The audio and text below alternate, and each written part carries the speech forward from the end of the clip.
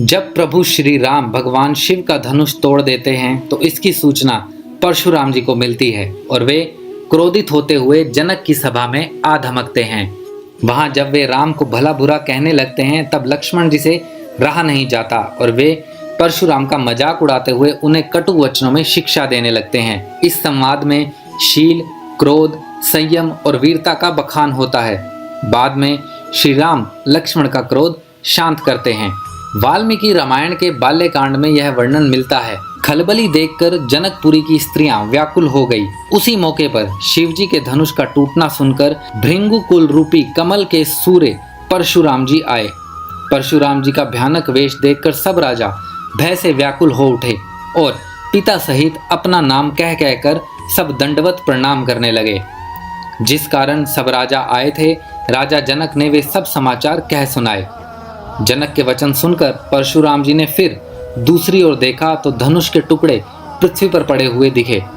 अत्यंत क्रोध में भरकर वे कठोर वचन बोले, रे मूर्ख जनक, बता धनुष किसने तोड़ा? उसे शीघ्र दिखा, नहीं तो अरे मूढ़, आज मैं जहां तक तेरा राज्य है वहां तक की पृथ्वी को उलट दूंगा।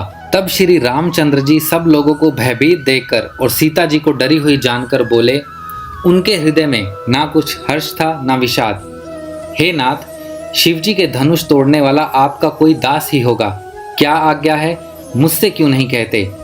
यह सुनकर क्रोधी मुनि रिसाकर बोले, सेवक वह है जो सेवा का काम करे, शत्रु का काम करके तो लड़ाई ही करनी चाहिए। हे राम सुनो, जिसने शिव के धनुष को तोड़ा है वह सहस्त्र बाहु के समान मेरा शत्रु है। वह इस समाज को छोड़कर अलग हो जाए, नहीं तो सभी राजा मारे जाएंगे। मुनि के वचन सुनकर लक्ष्मण जी मुस्कुराए और परशुराम जी का अपमान करते हुए बोले, हे गोसाई, लड़कपन में हमने बहुत सी धनुइयां तोड़ी हैं, किंतु आपने ऐसा क्रोध कभी नहीं किया। इस धनुष पर इतनी ममता किस कारण से? यह सुनकर भृंगु वंश की ध्वजा स्वरूप परशुराम जी कुपित होकर कहने लगे, अरे राजपुत्र, काल के वश होने से तुझे बोलने में कुछ भी होश नहीं है। सारे संसार में विख्यात शिवजी का यह धनुष क्या तेरी साधारण धनुही के समान है? लक्ष्मण जी ने हंसकर कहा, हे देव सुनिए, हमारे जान में तो सभी धनुष एक से ही हैं। पुराने धनुष के तोड़ने में क्या लाभ क्या हानि? श्री रामचंद्र जी ने तो इसे नवीन के धोखे से देखा था, फिर यह छूते ही टूट गया। इसमें रघुनाथ जी का कोई दोष नहीं है। मुनि, आप बिना ही कारण क्रोध कर रहे हैं। परशुराम जी ने अपने फरसे की ओर देखा और बोले, अरे दुष्ट, तूने मेरा स्वभाव नहीं सुना। मैं तुझे बालक जानकर नहीं मारता हूँ। क्या तू मुझे निरा मुनि ही जानता है? मैं बाल ब्रह्मचारी और अत्यंत क्रोधी हूँ। क्षत्रिय कुल का शत्रु तो विश्व भर में विख्यात हूँ।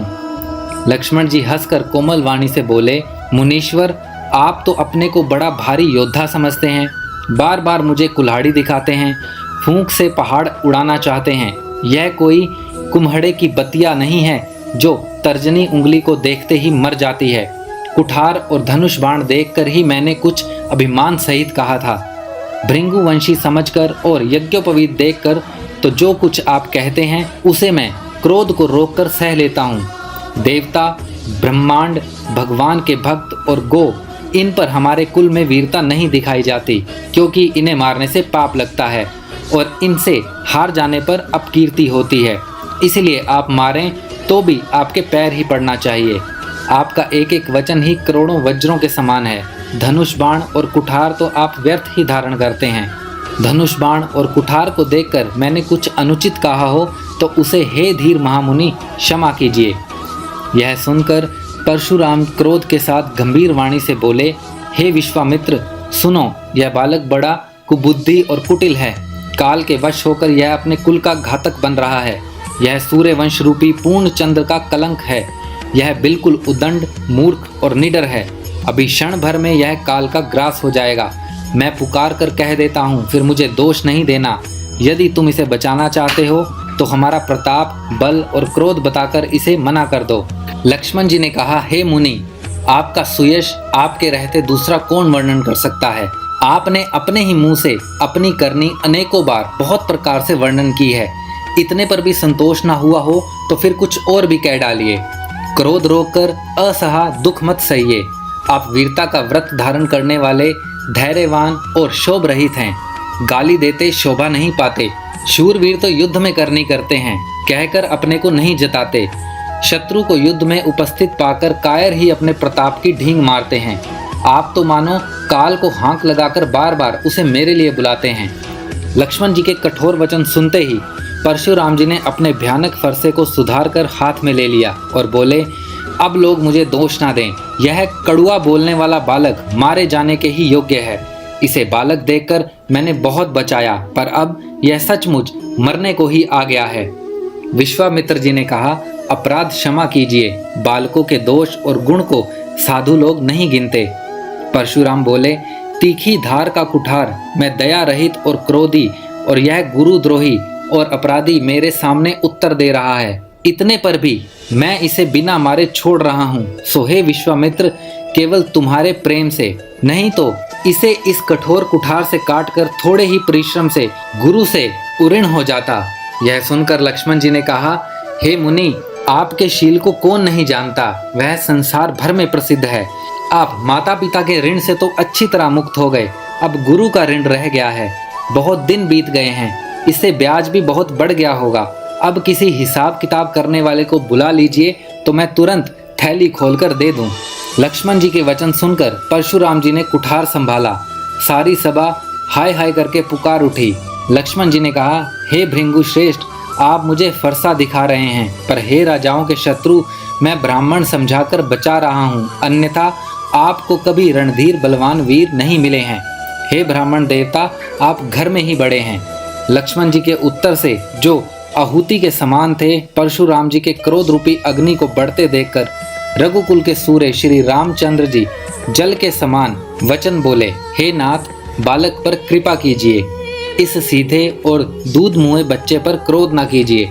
यदि यह प्रभु का कुछ भी प्रभाव जानता तो क्या यह बेबस बेसमझ आपकी बराबरी करता। श्री रामचंद्र जी के वचन सुनकर वे कुछ ठंडे पड़े। इतने में लक्ष्मण जी कुछ कहकर फिर मुस्कुरा दिए। उनको हंसता देख परशुराम जी के नख से शिखा तक क्रोध छा गया। उन्होंने कहा, हे राम, तेरा भाई बड़ा पापी है। यह शरीर से गोरा पर हृदय से काला है। यह विषमुख है, दूध मुँहा नहीं, स्वभाव भी टेढ़ा है, तेरा अनुसरण ही नहीं करता। यह नीच मुझे काल के समान नहीं देखता। लक्ष्मण जी ने हंसकर कहा, हे मुनि सुनिए, क्रोध पाप का मूल है, जिसके वश में होकर मनुष्य अनुचित कर्म कर बैठता है और विश्व भर में प्रतिकूल चलते सबका अहित करता है। हे मुनिराज, मैं आपका दास हूँ, अब क्रोध त्याग कर दया कीजिए। टूटा हुआ धनुष क्रोध करने से जुड़ नहीं जाएगा। खड़े खड़े पैर दुखने लगे होंगे, आप बैठ जाइए। यदि धनुष अत्यंत ही प्रिय हो तो कोई उपाय किया जाए और किसी बड़े गुणी को बुलाकर जुड़वा दिया जाए। लक्ष्मण जी के बोलने से जनक जी डर जाते हैं और कहते हैं, बस चुप रहिए, अनुचित बोलना अच्छा नहीं। तब श्री रामचंद्र जी पर एहसान जानकर परशुराम जी बोले, तेरा छोटा भाई समझकर मैं इसे बचा रहा हूँ। यह मन का मैला और शरीर का कैसा सुंदर है, जैसे विष के रस से भरा हुआ सोने का घड़ा। यह सुनकर लक्ष्मण जी फिर हंसे।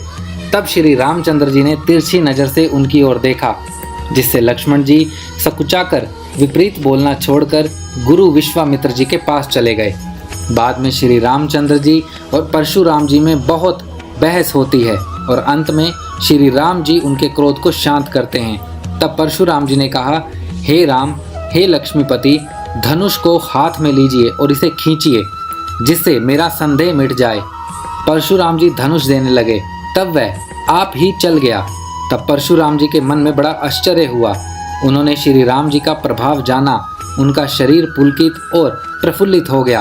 वे हाथ जोड़कर वचन बोले, प्रेम उनके हृदय में समाता ना था। तब परशुराम जी प्रभु श्री राम का गुणगान करने लगे।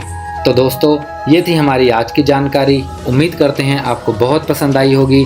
अगर यह वीडियो आपको पसंद आई है तो प्लीज़ इसे लाइक कीजिए, शेयर कीजिए, हमारे चैनल को सब्सक्राइब कीजिए और अपने सुझाव हमें कमेंट बॉक्स में भेजिए। धन्यवाद।